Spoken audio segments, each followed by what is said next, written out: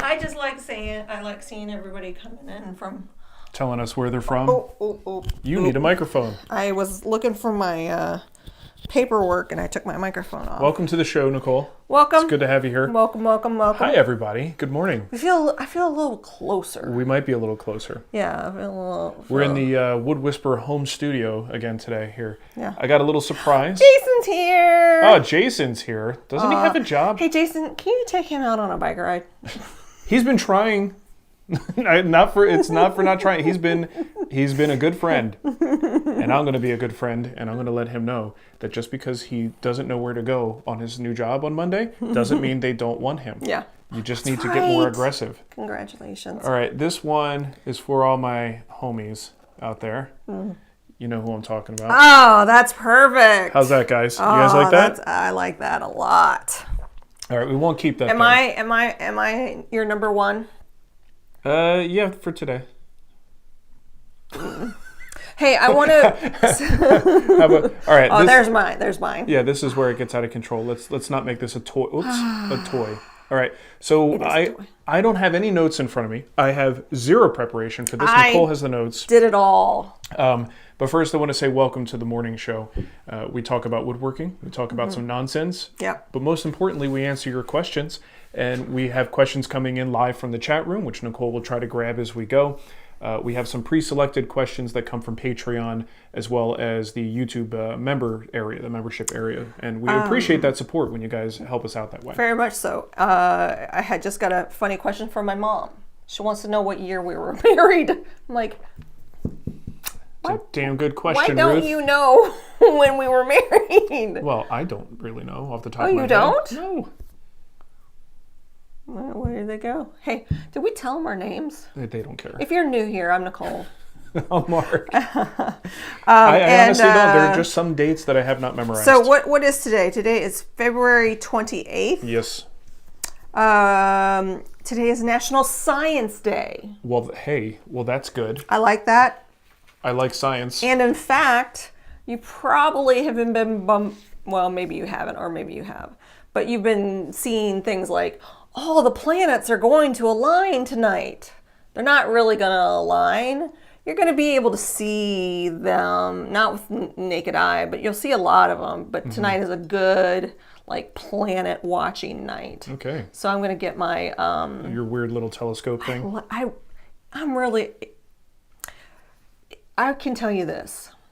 If I could just... I wish you would. If I could just go down that rabbit hole of getting a really good telescope, I would probably be outside every night looking at planets and stars. I'm going to say this would be more like the massage chair situation, where if you just had a massage chair, I would be in it every night.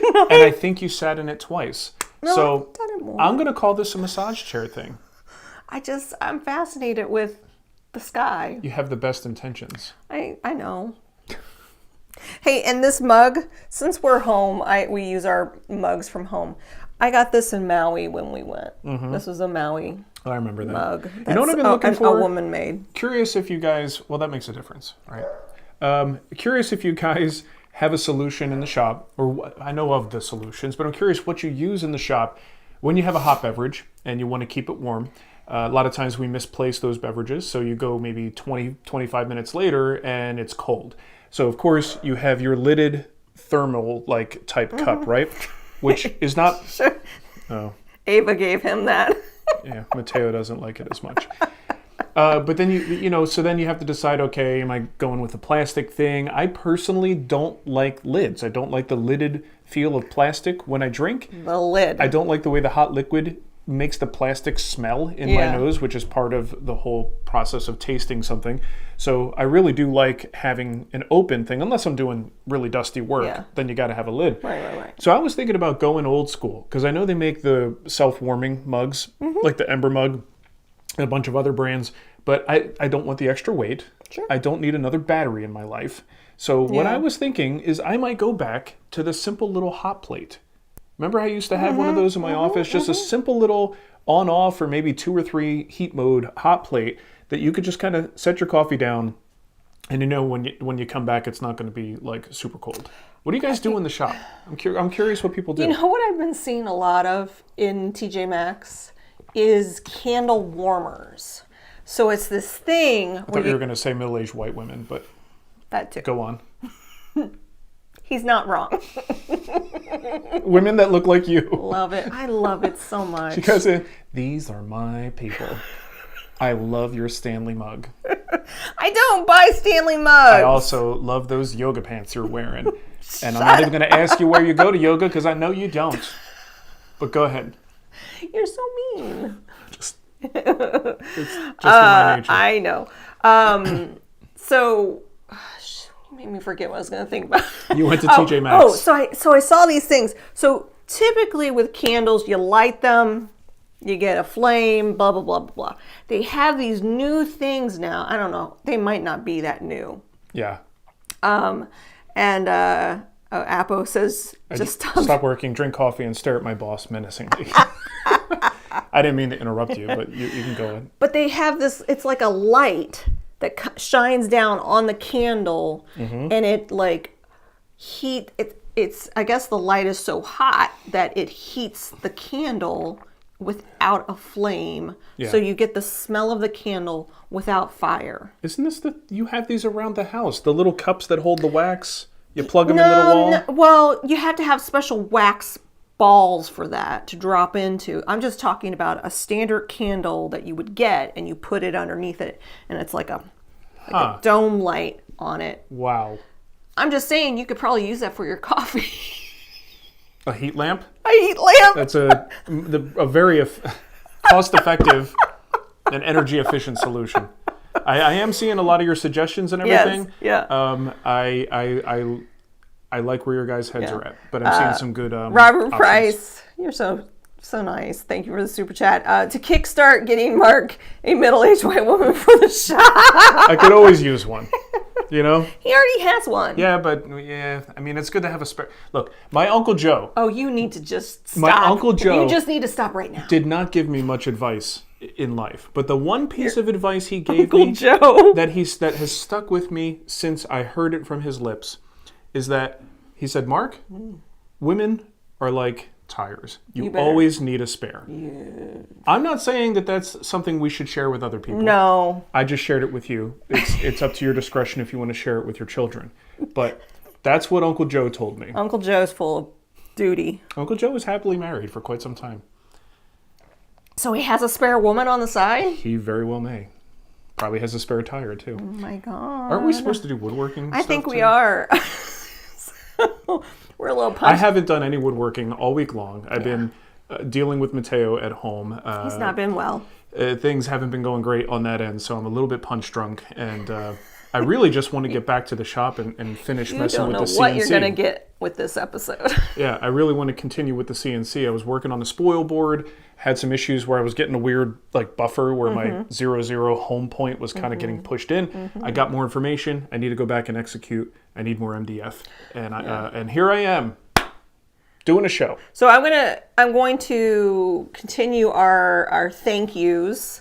I've been going through the Patreon at least. So John Popovich is recently signed up to Patreon. Xeon is a former Patreon. That's what the F means. Yeah. But they still gave us money, and I wanted to say thank you. And Duncan as well. So former? Former. Is what that it doesn't mean female? No, it just means they were a former Patreon But they supporter. used to be. So for me, that F means something different. But go on. Kendrick Stevenson, Tom Coates, Greg Case, Gary Zumwalt, Chris Robertson, Peter Kalupa? Is that how you say it?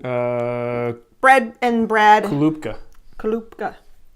Sounds like something my grandma would make for dinner. My Hungarian grandma. And Brad Bischoff. Here's a nice pot of cabbage kalupka. And last week, I missed him in the chat. I just wanted to say hi to Ed from Malaysia. Wow. I just thought it was really cool that we had someone from Malaysia. And he was watching us and he was eating alone and I felt like we were keeping him company. Okay, well, thanks, Ed. So, Ed, I just wanted to acknowledge you and say thank you for joining us. And hopefully we don't make you choke on your lunch. I don't even know what this image is here. So. Oh, well, that's good. So let's just do that live. Yeah. Oh, no. It's just you and your T-shirt. Okay. Nobody needs to see that. So what we got? Oh, I got some mail. I didn't tell you. I got some mail. I just wanted to thank the Texas Furniture Makers Show. They sent us the because I think we donated some guild projects, some guild courses. So you can't see that. That's terrible. Nope, you're showing them a pamphlet. Yeah, I'm showing you a pamphlet. But I think I showed, because that's Asa. We showed that photo in the past. But they sent us okay. These cool, it has the Wood Whisperer auction supporter. Some really cool laser engraved coasters, which, guess what? I'm going to use it right now. Wow. On my coffee. Here. There's some nice stuff in here. Yeah, so I'll look at that later. I just wanted to thank, is there anything else? There's a letter. It smells like letter. From Joe. He just wanted to say thank you. Oh, that's beautiful. And hey, I got a receipt for donation. And then finally, I don't know if you might know this, but we're kind of big nerds. Speak for yourself, woman. I'm a total nerd.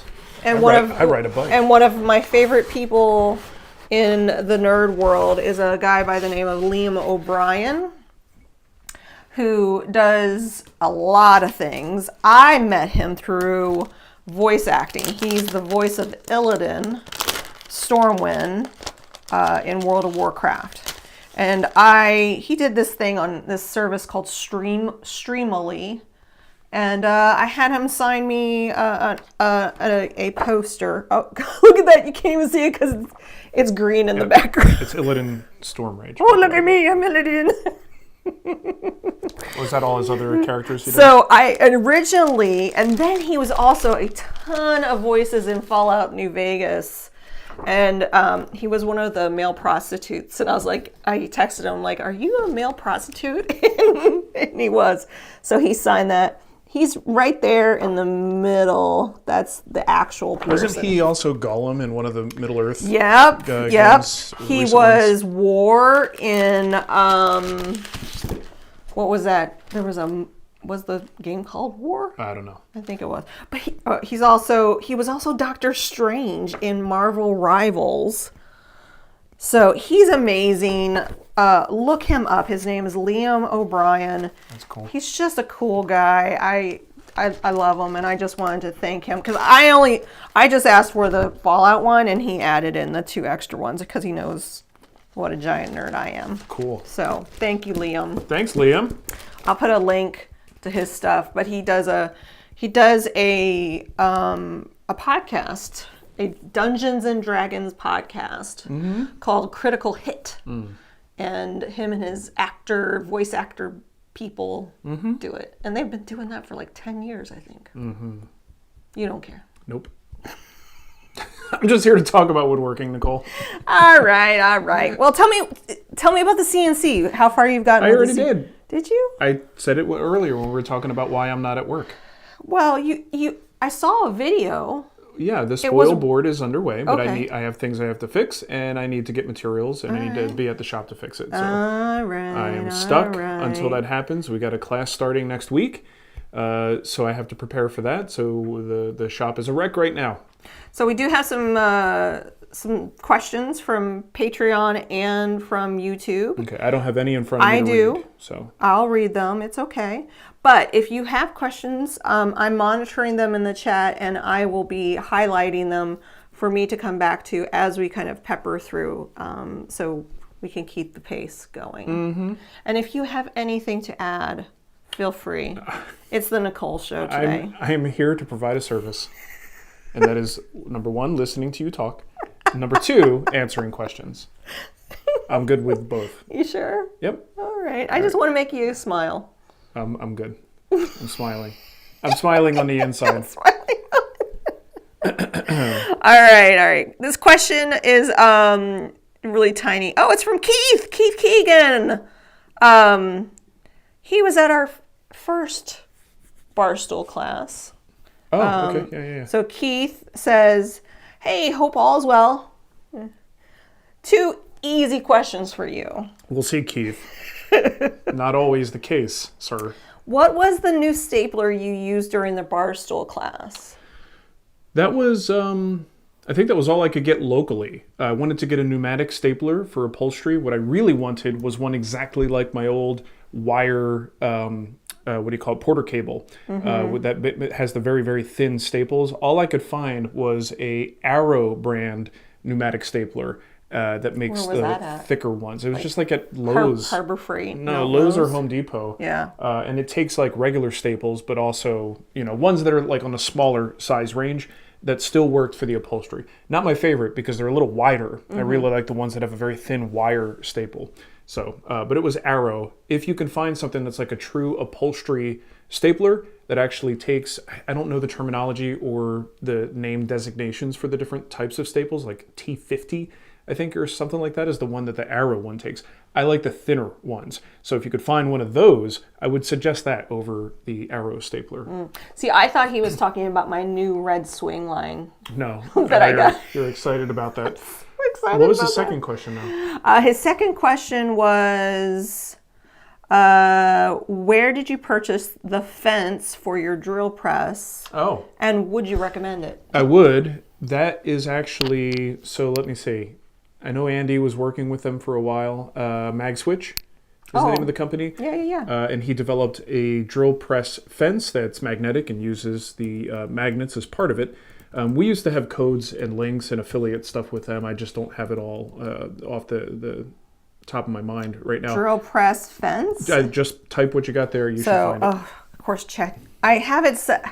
I need to switch it back to Google, but I set it up to ChatGPT to be my... That would drive me nuts. It kind of is driving me nuts. I'm looking for something specific, and it's going to give me a whole sentence that I don't care about. Anyway, MagSwitch is the brand. I actually do love that thing. The magnetic nature of it is great because those MagSwitch magnets are so powerful. There it is. And you have the ability to move things around the way Andy designed it. I think it's 20% off at Rockler, too. Oh, is it? So the way Andy designed it, it's got that little divot in the middle, which gives you room for your bit and everything, where a lot of times, like if you have a tall fence at the drill press, it gets in the way of the chuck, and you wind up hitting the chuck or the bit on it, so you are limited in your spacing. The design of this thing is fantastic, so big fan of that. I mean, it's a little bit pricey. Is that it? Yeah. It's a little pricey for just a drill press fence. Well, it's $288, but then it said it was 20% off, but then it doesn't look like it's 20% off. And also MagSwitch does have sales, so if you want to be patient and you could wait till the holidays or some other major sale, keep an eye out. You could probably get it cheaper. I will put an affiliate link to, because it's not on Amazon. It's only Rockler, right? Oh, I don't know. I'll look around. It might. I'll put a. They have some products on Amazon. I'll put a link if you're interested in doing the affiliate link. Otherwise, just go buy it. Let's see, MagSwitch. Let's see. There was one other thing. I remember. Since we're talking about the Barstool class, that was the other thing I forgot to mention. Next weekend is our third and final Barstool class. Are you excited? Yeah. So there's no live Friday show next week because... Keith isn't here now, is he? No. In the chat? Yeah. I don't think so. He might be, but I haven't caught up on all the... Okay, I'm texting you the link. Okay. Because they do have it on Amazon and it's cheaper than what I just saw on Rockler. Okay. Text me that link and I'll put it...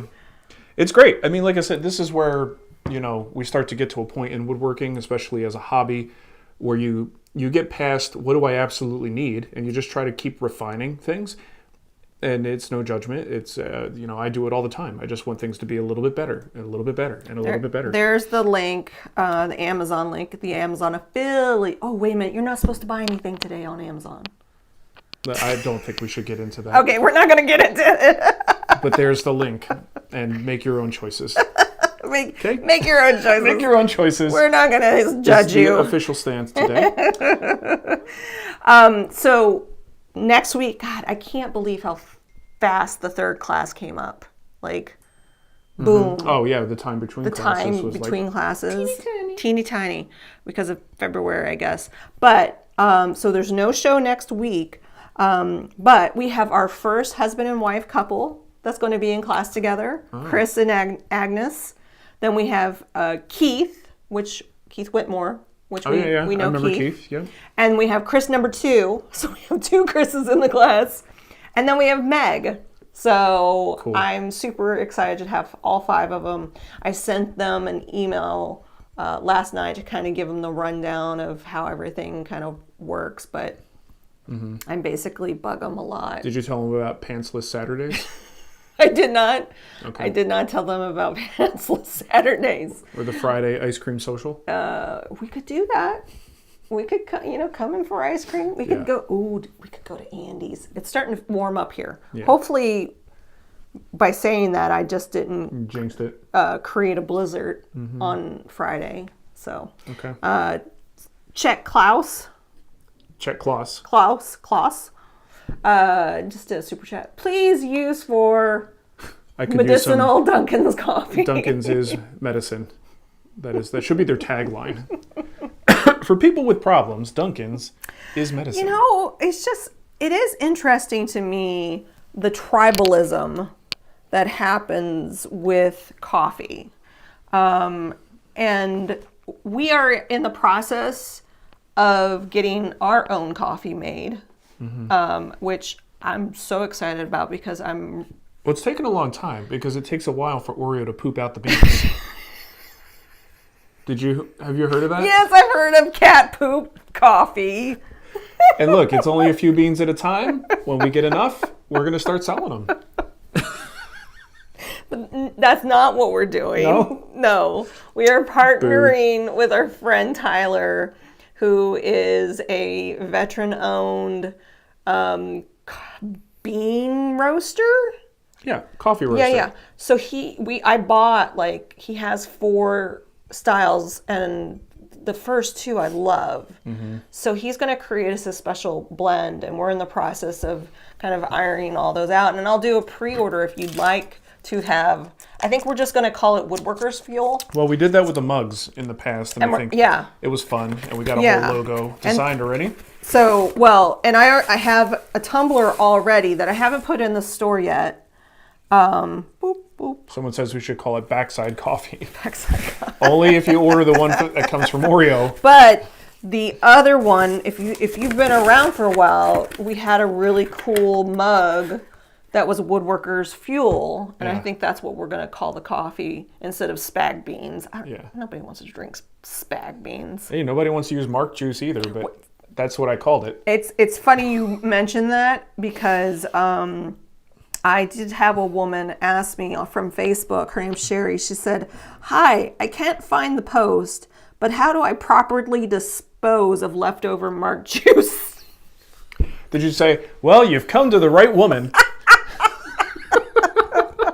God. And I was like... That's honestly the only time I feel bad about it, when there's some innocent lady, specifically, that is trying to communicate with details related to MARC juice. Yes. When it's men, I don't care. Yeah. You guys deal with it. Yeah.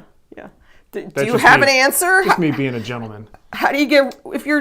Don't you want to save it, though? Well, you certainly can save it. If you are done with it, I mean, it's just basically water-based finished in glue. You don't want to pour that down the drain necessarily, unless it's heavily diluted.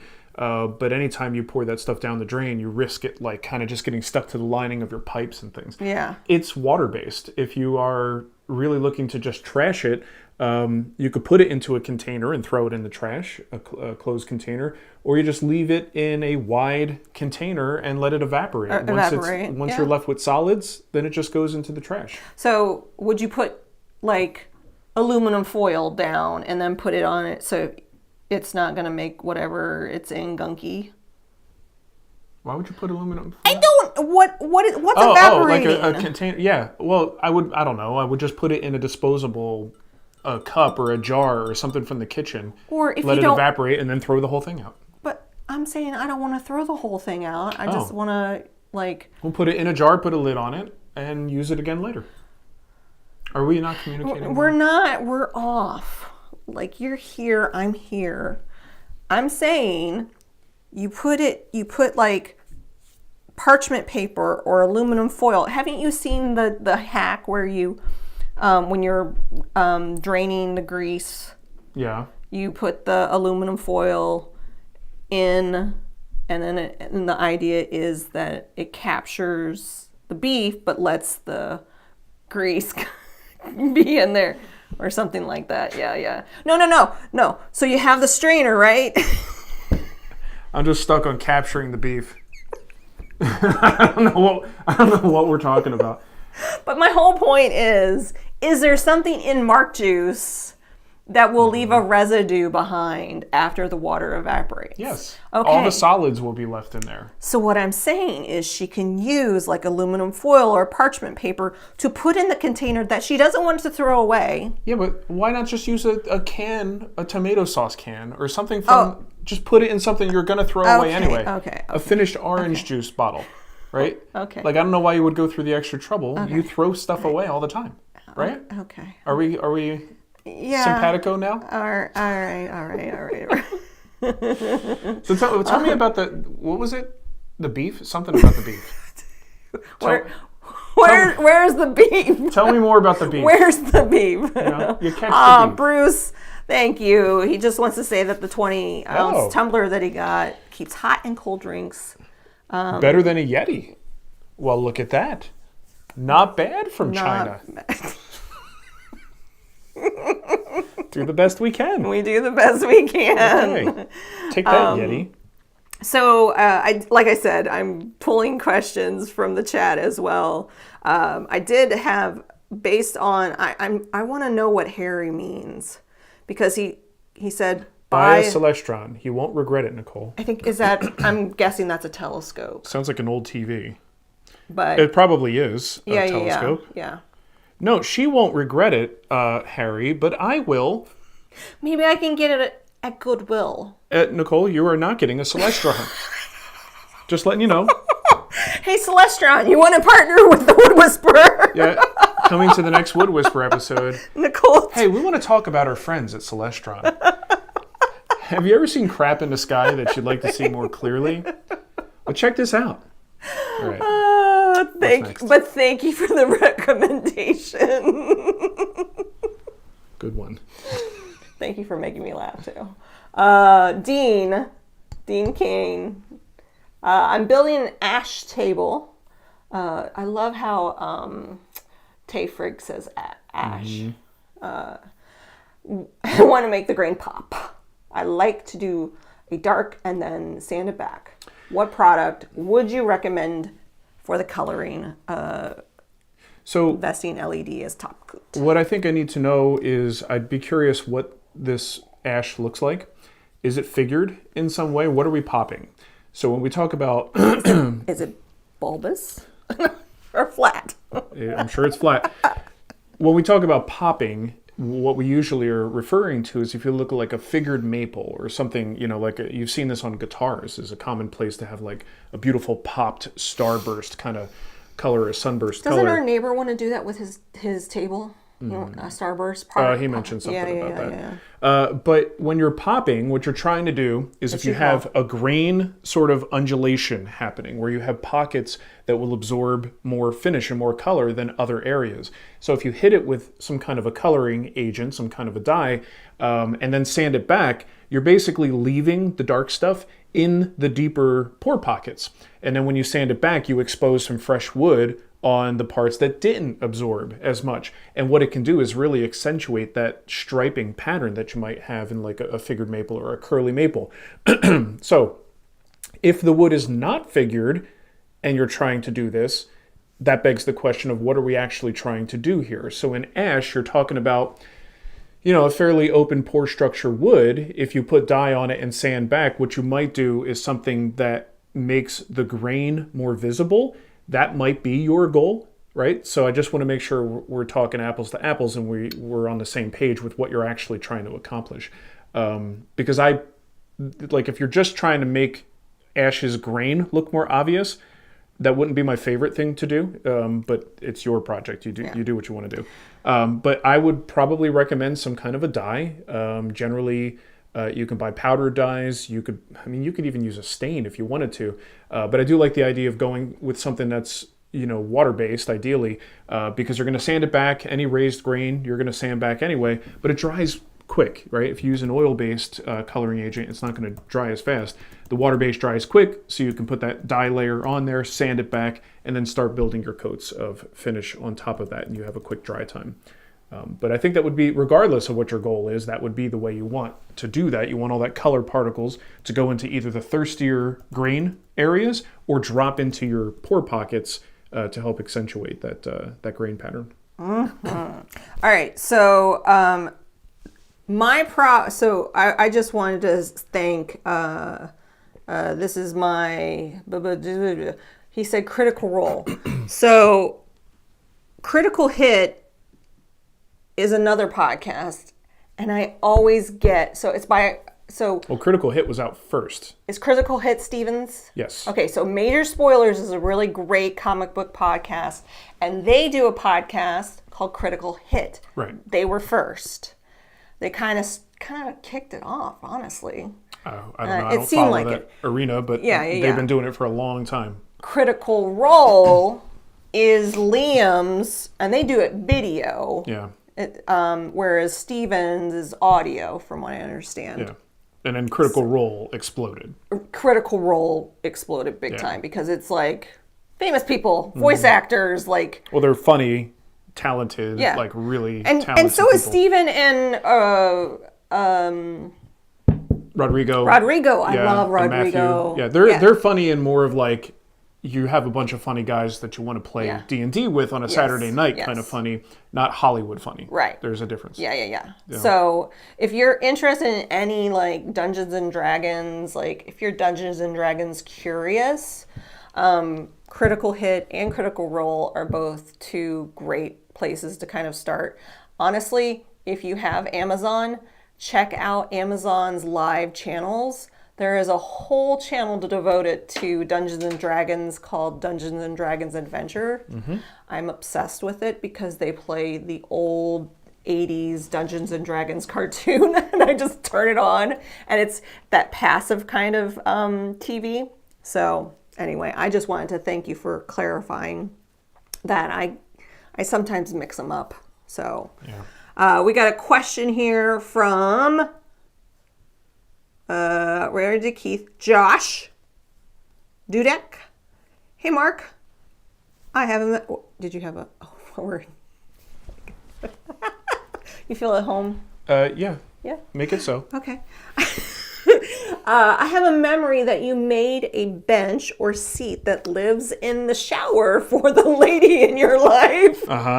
Can you? Ladies. He made that plural. Oh, ladies. I think maybe that's just a callback to the earlier story. Well, here's the thing. It happened in Arizona, and that little lady hadn't existed yet. Yeah. I don't think Ava. No, I think he's referring to like probably my grandmom. Oh, or your second, your spare. Well, yeah, that's what I said. My spare woman. He's joking. The good news, Nicole, is you will always be my first wife. Oh my God. Anyway, remind me of that video and give us an update on how the finish is held up. It has been driving me nuts trying to find it for the last few days. It's the contemplation bench, which is a course in the guild. Yeah, I don't remember how much I went into detail about the first version of it that I was repurposing for the shower. What did you put on? Epiphanes, because it is thick. Yeah, so it's a combo finish using CPES, that's clear penetrating epoxy sealer, if I'm not mistaken. I usually use that first. And then you use the Epiphanes on top of that. So that would be the finish. And yeah, most likely. See, sometimes, and you guys, I do this too. I know I mentioned it somewhere. But the way our business works and the way we talk about things, it could be on social media somewhere. It could be like a 10-year-old post that I maybe put on the website when we used to try to blog more often. It can be so hard to track some of that stuff down. But that one probably is in the contemplation bench build. So yeah, Epiphanes is a great marine varnish, and I think it held up pretty dang well, right? Yeah, I mean, it's Considering- still, yeah, it's still. Where is it? Is it in the shop? No, not the zebra wood one. Are you sure? The contemplation bench is in the shop. There's two of them. But it's the old zebra wood one that I was like, I don't know what else to do with this. I don't love it because I'm improving Does on your it. mom have it? She might have it. See, his furniture kind of floats around. Passes through the family. Yeah. Like once I don't have a need for it. Like we don't Get we out of here, don't little know guy. where like the kitchen helper that we made for the kids. We don't. Yeah, where did that end up? It ended We up. gave it to a neighbor. We gave it to Alan, Yeah, and then it came back. and then it came back. Did it come back? And we gave it to your brother for a time. Yeah. I don't know. I don't know. I just wanted to welcome Craig to the live because he Oh. called off work today, so he could act. You did not, dude. No. You got to reread that. Okay, called off work today. It sounded like he called off. He didn't work. call off to watch us live. He called off work today, also gets to watch us live. I don't think it's the way you read it. I'm taking it as he What a compliment. called off work What a nice to guy. watch us today. That's called support right there. We actually have some new folks in the chat. It looks like the Dutchman's Wood Shack wants to know, what do you guys do as workers? What do you make? So Bad jokes. Bad jokes. It's my specialty. He's a turner and a contractor for 40 plus years. Yeah, So I don't know if he's Dutchman- talking to us. He might be talking to the chat. I don't know. Oh, maybe he is talking to the Like chat. in general, Like, what do you guys make? but seriously, I mean, if you don't know who we are and we're just on your YouTube or whatever, and you're like, who are these two Who are these yahoos? ding dongs? So Mark does have a video just recently released. I think it's probably about 3 or 4 behind if you go into our playlist. Mark used to be a professional woodworker and would take contract jobs and did a lot of refinishing and did all of that. And the Wood Whisperer kind of started as, so this is 2006. This is before anybody even, Oh, we're doing the whole thing. yeah. Okay. 2006. I'm doing it. I'm doing it. Go ahead. So 2006 is when he started doing the Wood Whisperer as a way to teach our clients like why it costs so much for bespoke furniture. Yeah, we didn't use that word at the time. No one used that word at the time. It kind of drives me nuts. Yeah. So anyway, we make videos and educational content. Yeah. And the furniture I make is kind of just whatever I feel like making. Yeah. Whatever someone asks for or a family member needs, that's the furniture I make. Yep. So Or if I'm into plants, then I'm going to make a plant stand. yeah. You know? Or if you're That's what I in, do. or if you're into what are some of the other? I have a feeling there's a bike something. Oh, I've been thinking about it because I need a better way to wash my bike. Yeah. So having some kind of like portable little stand out there, but ultimately wood just comes down to being not the best material for something that's going to constantly get wet and be moved. Yeah. I mean, it can work, but it's not great. So I think you were right. I think Dutchman Workshop was asking in the chat, not us. Yeah, it was just, a general conversation starter for the chat room. Just chat amongst yourselves. No, it's totally fine. No. So, Mary, thank you so much. I'm doing okay. I'm doing all right. Mary strikes me as one of those people who comes from the Nicole and tolerates the mark to get there. There's probably lots of you, and it's okay. I don't take offense. Yeah. I can be divisive. You're an acquired taste. Thank you. I'm like the black olives of life. No. Black olives took me a while to acquire a taste for. I'm trying to think what took me a while to acquire. Sour cream for me. No, yes, I didn't get into sour cream until I was older. Yeah. I'm with you on that one. Yeah. I'm sour cream. I'm fine with that. Oh, Kent just said you get 20% off a Rockler 230 with free shipping. Oh, good. For that drill press. Thanks, Kent. So Yeah, there then you go. get it at Rockler. Yep. We already answered Dean's question. Let's move over here because I still have some more questions. You know what's nice about this? Normally, like when I do a live and I have control of the console here, I keep the chat very current. Nicole's trying to get questions that you guys asked like 10 or 15 minutes ago. Yeah. And normally I have feedback when I make a dumb joke. And I either get reinforced or I get knocked down. And I have no feedback. Bobby C tells me he loves all olives.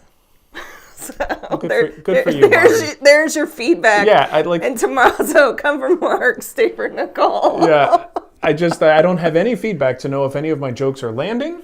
Yeah. Or if anyone even finds them funny, which is kind of making it worse because I'm just going to keep going. But go ahead. Hey, Jesus. Hi, Jesus.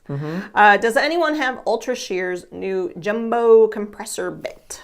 Wondering if it could be a good alternative to Mark's Whiteside Ultimate bit for pattern template routing. I don't know. Didn't you just do a whole demo about template? Yeah, I did on template routing in Guild Plus. In Guild Plus. But what I'm going to tell you is I actually got the larger Whiteside Ultimate bit because I needed a little bit more capacity, and I believe it's got the bearing at the top and the bottom. I don't know about the Ultra Shear, but let me just say, this is like a dream time, like a golden age for flush trim bits. Is it? It's just for the longest time, it was like, okay, we have our straight cutter bits, like our standard bits. Then suddenly the spiral style became a little bit more popular and they were fairly easy to get and the prices got a little bit more reasonable. And then like the newer companies caught wind of like people really want good clean cuts. They want compression bits so we don't get tear out on either side of our workpiece. And then we've got a lot of these companies making, so it was William Ing that kind of made the Big Daddy bit. The Big Daddy bit, which is very cool, but it's also scary as hell, right? And a lot of people don't even like using it. So just watching what like Whiteside has made, even Woodpeckers, I think is Woodpeckers the one that makes the Ultra Shear. It is really like a golden age. Jeff said from... It just feels like a golden age for good quality flush trim bits. Like we have never had as many great options as we have right now, but you got to pay for it because they're not cheap. David wants to know if we've been able to see the Aurora Borealis. No, wait, the what? Aurora Borealis. There you go. You did it. You did it. From there, the only thing I can see here in St. Charles is the moon. Same. Yeah. Though I think if we go to the shop, like a little less light pollution. like a little less light. I mean, it's Flint Hill. A little lemon. A little lemon. A little lemon. That's a deep meme joke. It's a deep cut. Deep cut. I think we might be able, because we got that empty field. Though your flickering light at the shop is driving me nuts. I got a sensor, like it's one of those nighttime sensors that turns the light on. Even I think the sensor. Even your students from the last class was like, "Are you gonna fix that?" Yeah, the sensor is going wonky, so it's just a strobe light now. Yeah. It's been like that for weeks. I feel like I needed I don't have a Jason anymore. Dance party. I used to have a Jason whenever I needed something that required a ladder. Hey. And now I don't have one. You have a second Jason. I have a spare. You do have a spare. Always have a spare. I have a spare Jason. Look, I'm rich with mats. You have so many mats. I have spare mats that I can use if I need to. Like, you just always have spare people. Good. Oops, I don't mean to ban you. That's good life advice for you guys. Get yourself some spares. What is your mom texting us about? something. Anyway. Jeff had a question in line. Thoughts on the Ultra Shear line of blades? But that's what we just were talking about. Yeah, but he said blade, not bit. Oh, this is the blade. Saw blades. Oh. I have no idea, Jeff. I do like woodpecker stuff. Like generally, if they're going to make something that's like something that's well established, they're not making something that's a brand new, whacked out sort of concept. They usually make a pretty good one of whatever it is they're making. It's just going to likely be a little bit more expensive, and hopefully they come up with like little things to improve it. So I don't know anything about their saw blade line, but I would be interested in trying it. So even your mom doesn't know what year we were married. Yeah, because it's a mystery. I think she's watching. You're watching, Lorian, because she says, "Hi, ma'am. If you're not aware, the doorstop on the front shop door won't stay up either." it remains in the down position, making it very hard to close the door, which I agree. I was cussing at that thing yesterday, Lorna. Oh, I'm looking at the blades now. The problem is there's a slope on the stoop. So depending on where you put the little hooch down, it will grab better in certain areas because it's No, I'm saying it won't stay up. Oh, really? It will not stay up. Oh, well then I guess I gotta. It's like broken. I have a spare. I bought two. It was Swap it out because it was a 2-pack. It is broken. Okay. So Ultra shear 30-tooth glue line rip table. Yeah, look, it's Woodpeckers. They generally make good stuff. I can't see any reason. Like if I needed a new blade, thankfully, what is it? WD Quinn saw blades, the local company.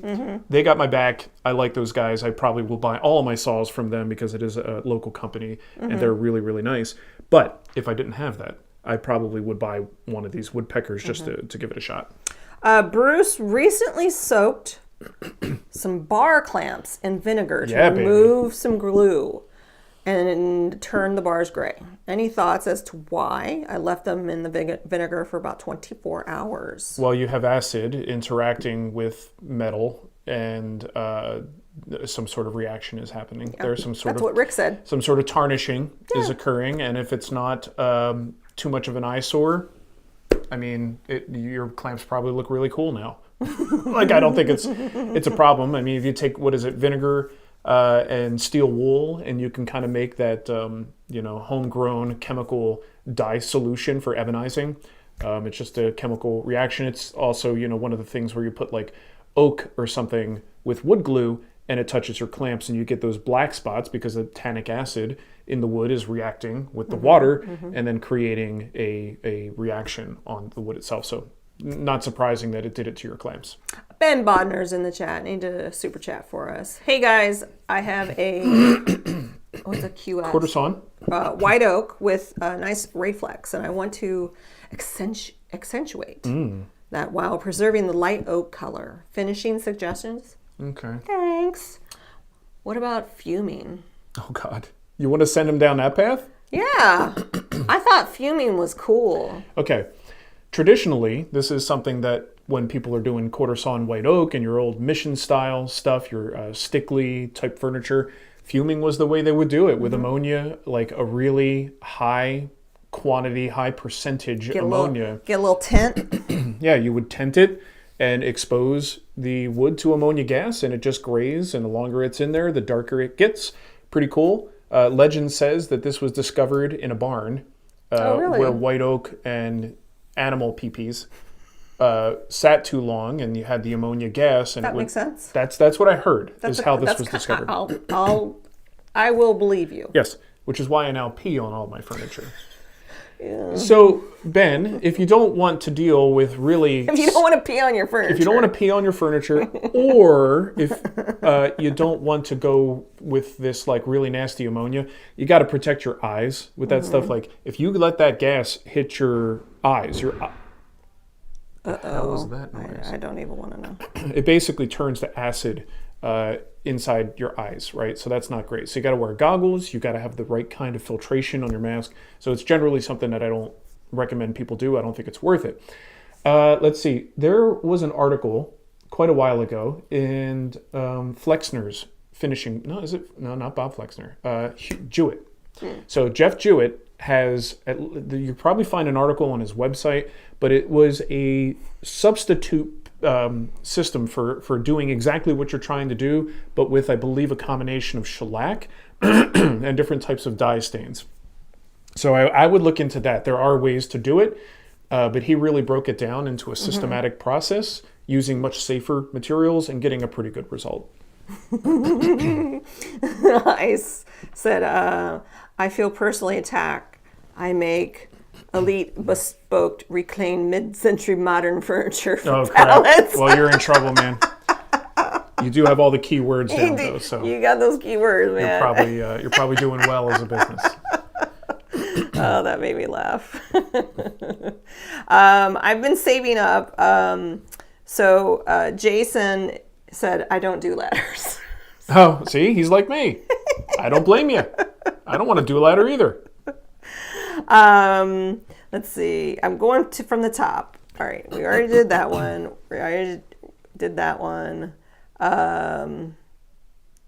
Jason said that he saw a reel where a guy used a candle, the heat lamp, to keep queso warm. Okay. Just a little... Well, when you got your shop queso, just in case. He's meaning you can use it for your coffee, too. In between jointing boards, you just get a little dip with your finger. My shop queso. Nice and warm. That would have been the title of the show if we titled the shows. I would have thought it would have been always have a spare. Always have a spare queso. Yeah. Let's see. We got a question. I've already done all these questions. I need to uncheck them. Boop, boop, boop, boop, boop. Ben, David. Oh, David D. Hey, Dave. David. Do you like Dave? David? What depth would you recommend for a miter station? I've seen 24 inches is common, but I want to have plenty of storage underneath. Is 30 inches too deep? There's also 4-inch deep stem walls. Mm-hmm. So I think 30 so it loses. Yeah, 30 inches is probably going to be a safe bet. 24 is probably a minimum. Depending on what saw you have. Not all miter saws are created equal, and sliding compound miter saws, especially how you have a distance from the wall. Now, some of them, the head travels backwards and the bars go backwards, so you need a lot of depth to pull that off. There are a few on the market that don't do that. I haven't kept up with the latest, but I could tell you that the Bosch Glide and the Capex are two that you can actually put right up against the wall, and it's never going to protrude any further back. 24 inches is about the minimum. In fact, you may have to have your platform that the saw is on be a little bit deeper than that, and it might stick out a little bit from your 24-inch cabinet. Now, if you're worried about losing depth to the stem wall, that's something you can contend with, but you could always just build your cabinet around that stem wall, so your bottom drawers or whatever you're putting at the bottom ends up being just a little bit shallower, and you get your full depth beyond that once you go up a little bit. So I like 24. I do get a little bit cautious about having cabinetry that's too deep because I find it a whole lot less useful. Unless you do, like in my miter station build, I did pull-out trays. So you open up the door and there's a big pull-out tray. That makes it a little bit easier to get to the stuff that's in the back. But if you're just going to put doors and then shelves, to me, 30 inches of depth is just a great place to lose crap, right? So while, I would think the 30 inches would accommodate a wider variety of sliding compound miter saws, I personally don't find that to be valuable storage unless I'm doing something like pull-out trays that let me access the full rear portion of that storage space. So you got some decisions to make. 24 inches would be your minimal, but I would start with your miter saw. Take a look at your saw, look at the footprint, put it down on a bench or something, and kind of tape it out so you could see what kind of swing you need, what kind of side-to-side space, and what kind of depth, and start your decision-making process from there. Bobby C had a friendly reminder, never mix vinegar with bleach. Yep. It makes a deadly chlorine gas. Mm-hmm. Yes. Well said. I did want to address, where did it go? Yeah, well, I'll find it in a second. Todd's in the chat. Hey, Todd. Philip Morley did a wall hanging cabinet, and I finished it with shellac and polished it off with wax to let the wood show itself. Nice. It looked great. Yeah, well, hey, if it's good enough for Phil, it's good enough for me. Mm-hmm. Hi, Todd. What's up, Todd? Tomorrow's your anniversary. It is. How many years? 14? 2? I don't know. Well, those are two very different 2020. numbers. It was 2020. At least 3. 20. We hired him in 2020. At least 3. My answer still stands. So it'll be 4. It feels like it was just yesterday, Todd. Will it be 5 years? Yeah. Oh my gosh. Todd diligently prepared a video for today and has been waiting for me to send him a picture so we can get the thumbnail done. And I have not done it yet, so we don't have a video today. What's the video about? 5 tiny tools. Aww. And they're going to be so cute. It's a fun little video, but it's sitting there waiting for me, and I've been preoccupied. What do you need to do to make the photo? Take a thumbnail image and then let Todd work on it. Okay. All right. David D again. Kid stuff, bike storage is also a concern since my shop doubles as a garage. Sure. I don't want to take up too much floor space with the miter station. Yeah. No, I totally understand that. We really understand that. Well, like I said, go with the 24 and then just make sure you accommodate. I don't know if you've seen my miter station, but my saw and the platform that the saw sits on actually does stick out a little bit in front of the cabinets. And that's fine. As long as you don't constantly hip check it, it's totally fine. And I never do. It's never a problem for me. But you could base it off of that and decide how far you want those cabinets to set back. But still, you got that stem wall. Even if you do 24-inch cabinets, you're going to want to notch the back of your cabinets to go around that. Sorry, there's a... Oh, good. Some queso for the shop. That's from Jason. He actually went out to his shop and took that jar out there to get that picture. I can't get it off now. Well, now you ruined it. You all get to watch unlock it. Oh gosh, Nicole, what did you do? What did I do? Hold on. Send to front, send to back. Oh, hold on. Let me see if I can get. Can I just? Good. Don't do that.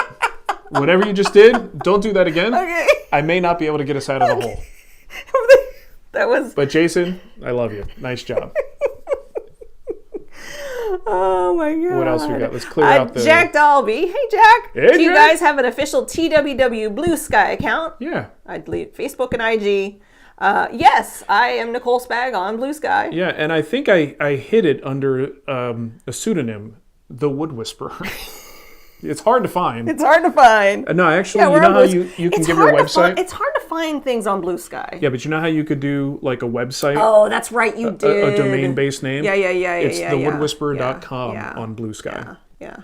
I also have a personal account on Blue Sky. Oh, you do? Well, yeah, because I want to do the Star Trek thing on Saturday nights, and it requires a lot of like sending messages that are only for Star Trek nerds. Yeah. And I'm like, I don't want to do that So on the Wood Whisperer you have account. Mark's Bag? So I've got a Mark's Bag account Yeah. where I could be a complete dork and Yeah. not disrupt anybody's day with my stupidity. You're Star Trek. So for those of you who are not familiar or a guild member, which you should be. Yeah, you should. Every Wednesday at 7 p.m. Central, 8 p.m. Eastern, we get together and watch old woodworking videos. So this past week, we watched a lost episode of New Yankee Workshop. I don't know, why do they call it a lost They episode? couldn't find it. Oh, that's bananas. They you know where they could have found it? they Someone already uploaded it on no YouTube. no Like it's already like there. they found it through someone in the community that had either the DVD or the VHS, Yeah. and then they were able to convert it, but they didn't actually have the original footage anymore for some Of reason. all the ones to lose, the router table, I think, was probably one of their most successful plan sets that they've ever sold. Yeah. Like, don't lose that one. Yeah. So anyway, We're in a castle now, by the way. I love it. Medieval. Ooh. Okay. I don't even know what I was going to say. Well, what were you even talking about? You distracted me with the castle. Back in the home office now. Oh, I wish that was that's not our office. My office looks way cooler. So anyway, than that. Blue Sky. You can find me as Nicole Spag. Yep. What's the next question? Boo TV. I say his name wrong But every it's single not time. Boo TV, but go ahead. Boot V. Uh-huh. Boot V? Mm-hmm. Booty. Booty. Sounds good to me. I want to use Rubio on my quarter sawn. A lot of white oak talk today. Yeah. Morris chair. What color would be... I missed the end of that question. Close to fumed. Oh, God. I don't know, dude. I don't know their colors. I'm sure they... The thing with fuming is it's not just brown, right? Like, you could make the mistake of thinking it's just purely a brown color. There's a little bit of a grayish and greenish tone that gets added to true fumed colors. Now, Rubio has recently come out with a whole new line of colors in addition to what they've had before, and I guarantee you could find something like they've got smoked something or other in there. There's all kinds of things. So look at their colors and keep that in mind. You're looking for something that has a little bit of that brown with a little tinge of gray in it as well. You should be able to get something that's in the ballpark. But if you've ever seen real fumed stuff, I've always found that it's interesting to see not all pieces, because this is a chemical reaction that's happening, not all pieces are equal. So there are situations where you may need to take things out of the tent at different times to lock in the color at a certain point. And from board to board, you'll find that some of them take fuming better than others, and it's not a guarantee that they'll all look consistent. It's an interesting process. You'll get much more consistent results with a stain process, but I can't give you a specific recommendation of Rubio's color. Tommaso wants to know what the Star Trek thing is. What's he mean? Your Saturday night Star Trek thing. Oh, TOS Saturday night on. It used to be on Twitter. I think they now focus mostly on Blue Sky. Yeah. It's hashtag but TOS. They also have Discord too, right? Not really anymore. Not really anymore. No. TOS Sat Night is the hashtag that you use, and on Blue Sky you can add it as like a channel, basically, like a tab. And we watch an episode of the original series every Saturday night, but you independently pull that episode up on your You queue it TV. up. Yeah, everybody queues it up at the same time. We all watch it, and then there's conversation happening while you watch. Which is what inspired the watch-alongs within the Yeah, guild. for us with Guild Plus. And so we've been doing that for a while. And we've been watching not just New Yankee Workshop, but someone even said you should watch some Woodworks, and definitely we've already been watching. We've watched probably three or four of them. Yeah, well, at first we were just doing David and Norm, and then David and Norm, and then Nicole's like, let's dig a little deeper and find some of the names that people should know, but are kind of lost to time because YouTube doesn't have that historical info. And thankfully, a lot of those, Fine Woodworking does a lot of them. A lot of those older videos are making it up on the channel, and it's good. We need that history. And here's what's cool about the way we do it is we use a website called SyncTube, and so it independently pulls up the video on your computer, and you're not syncing up with us. You're just watching your own version. You're watching your own, and so the video and the channel, they're getting the views. Yeah. So for every watch, or David every even emailed us and said, "Thank you for recommending my videos." He says my views went up by 5. It was amazing. we had like last time we had like 80. Yeah, we had like 80 people just hanging out, and we just. The cool thing is there's a chat bar, just like in YouTube. There's a chat bar along the side as the video is playing. So it's fun. But it was TOS that inspired us doing that. Totally, yeah. And we goof off a lot. We have a lot of fun. Yeah. And I just think it's important to know who these people are, and not lose track of that, so that when some ding dong complains about somebody stealing their idea, and you have the history and you understand that it was never their idea to be upset about, because someone else already came up with that idea a long time ago. There's not that much that's new in woodworking. I hate to break it to you guys. A lot of it's already been done before. That's one of my favorite things, though, about watching the older stuff from like, the 1900s, Nicole. The late 1900s. The late 1900s. Where you look at this stuff and you go, I could actually be perfectly at home in that shop. Everything is familiar. Yes, there's no red tools on the wall, and there's no domino to make a shortcut mortise and tenon, but you're looking at the fundamental processes and tools that are there, and you go, yeah, I can make furniture here. It's all the same stuff I have in my shop.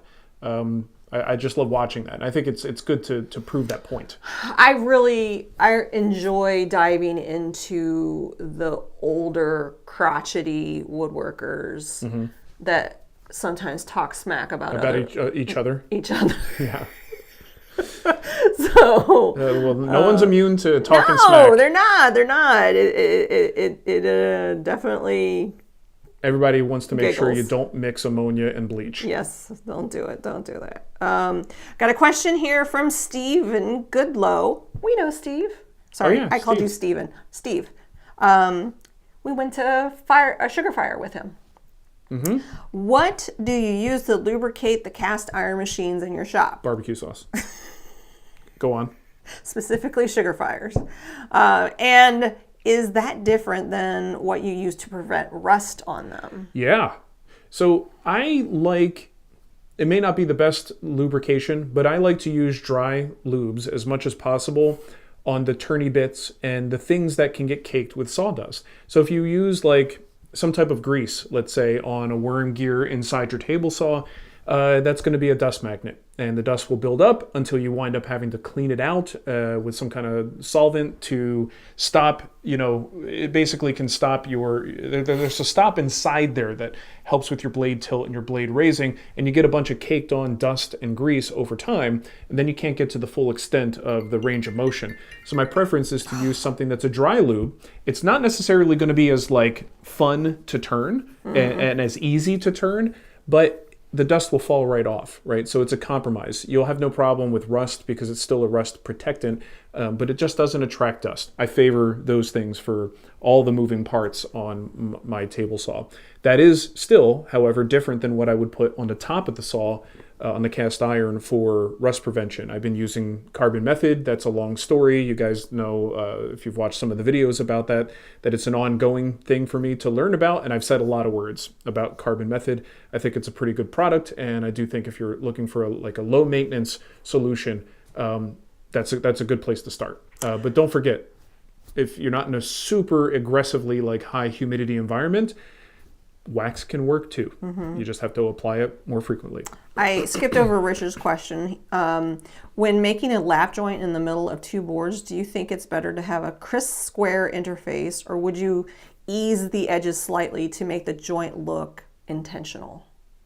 Well, this one. Personal choice. If you guys have seen a few of my pieces recently, I like to make joints look intentional.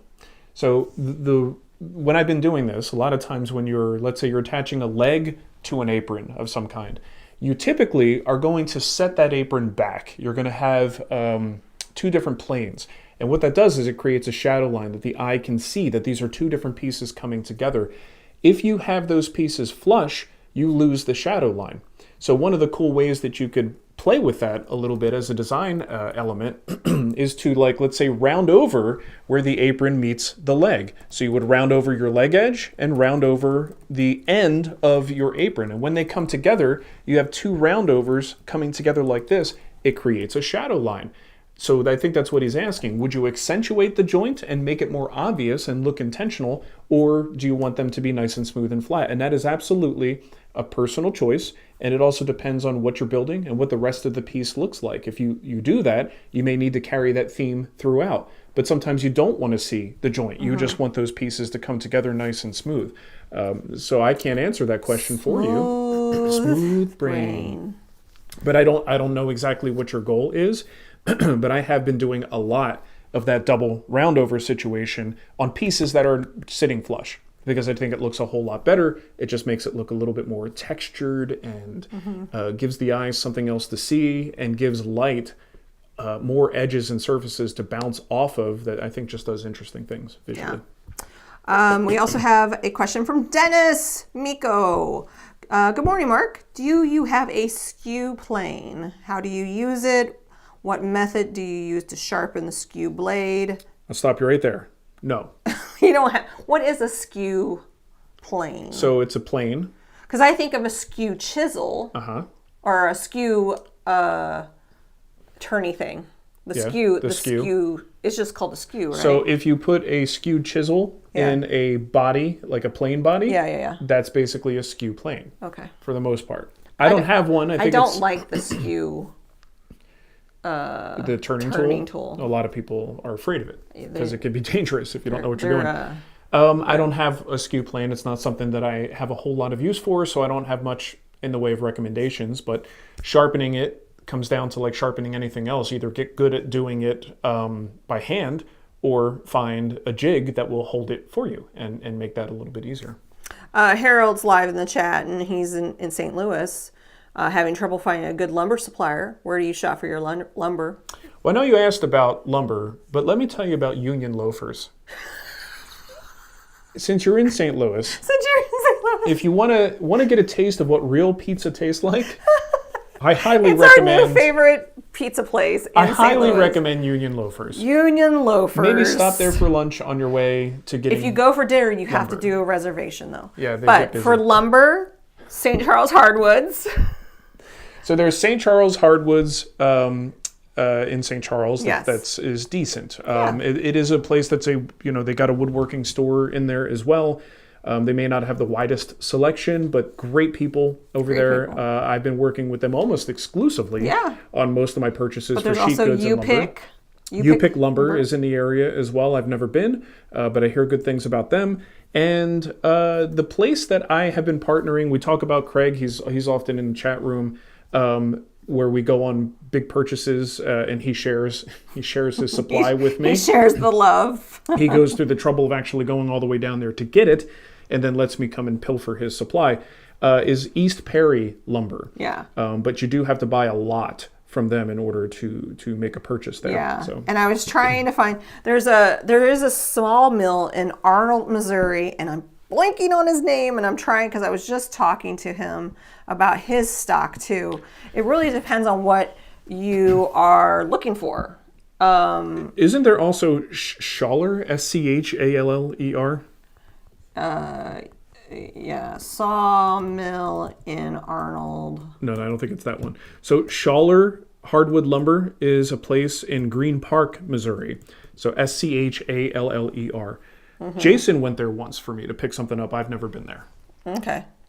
Oh, and then Wonderwoods. Wonderwoods. So if you're looking for O'Fallon. slabs, if you're looking for something maybe a little bit different, not necessarily like dimensional hardwoods, so much as like unique felled material that's been sawed up locally and some cool stuff. Well, and it's funny because Wonderwoods. I just did like a chat GPT and it gave me something called Collier City Hardwoods, which I've never... They specialize in furniture grade hardwood supply. Huh, never heard of them. Me neither. The Muller Brothers Timber, Angelbeck Lumber Company, Saws to Log Lumber. That's a lumbering service. Yeah. They have a large inventory of walnut. Use ChatGPT and just... Yes. Isn't that what we're banning today? ChatGPT. Are we? Yeah. Oops. Whatever. That's not true. I know. Okay. All right. You'll believe anything if So- I tell you it on the live show. Why? Robert says, why are you making dinner reservations at a lumber supplier? Oh, Because the pizza's really good. they don't supply lumber. He just wanted a chance to give a shout out to, what is it called? Union Loafers. Union Loafers. It's such a weird name for a pizza. Well, place. because they make bread. They make bread in the afternoon, and then they shut down at 3, and then at 5 o'clock, they switch over to a restaurant and make pizza. Yeah. And it's very, very, very Craig good. says he gets all his sheet goods, plywood, from Schaller. Schaller. Yep, that's what we bought when we did go there. Yeah. Jason went there. All right, I know we're over time. You sure are. I do have like a couple more questions. Joe had patiently asked a while back. I have a chance to pick up a Capex at a decent value. Do you recommend it over the Bosch Dual Glide? Yeah, I do. I think the Bosch is perfectly fine, but I do think the Capex does quite a few things better. Do I think it's absolutely necessary to have it? No. I mean, I did a review that was explaining that I think they were both great saws. My problem with the Capex is the price. It's not just a little bit more expensive, it's a lot more expensive. And do I think those extra things are really worth it? Not for everybody, but for me, I do prefer it. So if you have a chance to get it for a lower price, then I would probably encourage you to do that. I think it's, especially if you get a really, really good price on it, then it's a no-brainer. Price is the big problem. And I just wish there was a little bit more, medium ground between the Capex and other saws on the market, but the price on that thing is just crazy. I kind of don't like. I don't like our background. You don't like the modern office? I just want to be back in the shop. You want ass man back over your head. I get it. Barb, we have 2 more questions and then we're done. Barbara, we made an awesome miter saw station. Put 2 drawers, toolboxes together with plywood underneath the space for the saw in the middle. Works great with a ton of storage. It's not a bad idea. I neglected that. I just have my saw on a platform, and then I have empty airspace, and then my vac that collects dust from the saw. But putting an extra drawer there, not a bad idea. Really. I have shelves above it, too, for extra storage. Maybe she just inspired you? Potentially. No. I mean, it's a great idea. I'm not going to do it. Fantastic idea, though. And finally, this is kind of a big question. This is why I'm going to end it with this. Bean5 wants to know, how do you deal with burnout? I haven't been in my shop for a few months and it needs to be tidied up. Well, we talked about this not too long ago as I was going through it and how difficult that was for me. I can tell you one of the best things, you just named one of them. Tidy. Go into the shop. I obviously, and I think this is how we prefer to spend our time, right? I love listening to podcasts. I love listening to audiobooks. I also love watching, cycling videos and adventure backpacking and bike packing stuff on YouTube, right? So whatever I'm interested in at that time will also accompany me on this trip. I would go into the shop. I would turn on my favorite thing, whatever that is. I would get one of my favorite drinks, whatever that might be. And then I start tidying up. That is something that has a very clear beginning, middle, and end. It doesn't require you to do a whole lot of thinking. You know where stuff goes for the most part. And doing the exercise of cleaning up your shop and getting it to a space where it's a blank slate again, where you can harness some creativity, that's a great place to begin. Now, that may not solve your problem of the burnout, but it certainly will at least make it so that you don't walk into your shop and go, I don't even want to start a project because it's so messy in here. So that shouldn't be that hard to do because you got that other thing entertaining you while you're doing this exercise. And once you go through that, it could set you up into a good place for you to have the brain space to think about what you want to do next in the shop. I have some things that I like to watch as a woodworker, going back to the Watch Along Wednesdays. When I watch the things that inspired me when I first started woodworking, it definitely triggers a bit of a Pavlovian response for me, and it helps me get excited about getting back into the shop. So if you have, excuse me, YouTube channels, perhaps old Wood Whisperer videos that you used to watch, just things that maybe harken back to the earlier times in your woodworking that inspired when you. Kind of got started. Yeah, and it can be kind of like woodworking comfort food. Go back there and watch those things while you're in the shop and see if you don't start to feel a little spark again. And the fact that you haven't been in the shop for months does bode well for you to go back and feel inspired, especially as the weather is getting a little bit nicer. Yeah, weather. Definitely, Jason and I have been sharing reels recently a lot about seasonal depression and what it's like to come out of that. Yeah. So that certainly can play a role too. So I think if you don't be so hard on yourself. I'm going to recommend a podcast that Mark has been on. Specifically to talk about burnout at one point, right? They talk about burnout. Did I go on there to talk about that? No, you brought it up in, we were talking I think, about a story, or maybe, I don't even remember. And then Andrew took it over. But I've been on there twice. Yeah, so it's called Workshop Therapy. It's mainly Andrew, but his wife also comes on, which I absolutely love her. I love when she is on the show. But their latest one is called Embracing Imperfection, the Journey Through Perfectionism. I don't know anything about that. And I'll tell you, I don't need to listen to that. I'm fine the way I am. But I highly recommend their podcast, especially, it's good. I mean, I think we do hobbies as a way. It's one of those escapes. No, I wasn't going to say escapes. I was going to say it's like not self-help, but like it's not therapy itself. It's self-care. Self-care. Yeah, it is self-care. Self-love. Self-love. That does mean something different to some people. But and that's what I find hobbies tend to be for people. Dennis, it was Wood Talk where we talked more. Oh, it was Wood Talk. There's an episode of Wood Talk not more than a couple episodes ago where we do discuss extensively burnout and the impact it's having on me, the business, and all that stuff. Yeah, and then Andrew got Dennis. inspired to really dive deeper into it on his podcast, the Workshop Therapy podcast. And it's woodtalkshow.com if you want to go catch up on those episodes, or any podcast app you'll be able to find. Yeah. So there you go. You're not alone. Therapeutic, Kenneth says. Yes, is the we're word all you're in looking this for. together.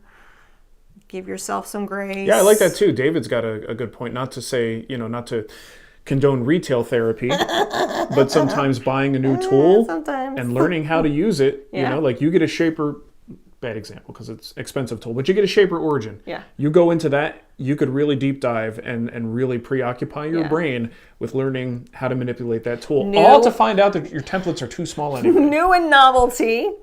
Yeah. Those are two things that kind of activate your brain. There's also another suggestion. I can't remember who it was in there.